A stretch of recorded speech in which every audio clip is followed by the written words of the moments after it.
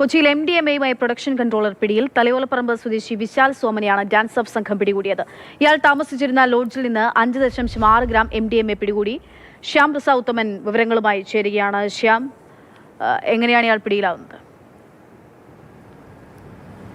അക്ഷയ, അതായത് ഓപ്പറേഷൻ തൂഫാൻ ആൽക്കഹോളിൻ്റെ ഭാഗമായിട്ടാണ് കൊച്ചിയിൽ പരിശോധന നടത്തിയത്. ആ പരിശോധനയിലാണ് എറണാകുളം സൗത്ത് പോലീസ് സ്റ്റേഷൻ പരിധിയിൽ MDMA പിടികൂടിയത്. എറണാകുളത്തെ ഇളംകുളത്തുള്ള ഒരു ഹോട്ടലിൽ വെച്ചാണ് ഇയാൾ പിടിയിലാകുന്നത്. തലയോലപ്പറമ്പ് സ്വദേശിയായിട്ടുള്ള വിശാൽ സോമനാണ് പിടിയിലായത്. ഇയാൾ സിനിമയിൽ പ്രൊഡക്ഷൻ കൺട്രോളറായി ജോലി ചെയ്ത് വന്നിരുന്നയാളാണ്.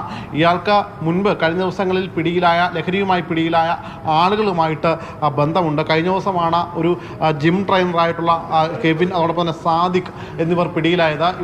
ഇവർ രണ്ടുപേരുമായിട്ടും ലഹരി മരുന്ന് ഇടപാടുമായിട്ടുള്ള ബന്ധം ഇവർക്കുണ്ട് എന്നാണ് പോലീസ് പറയുന്നത്.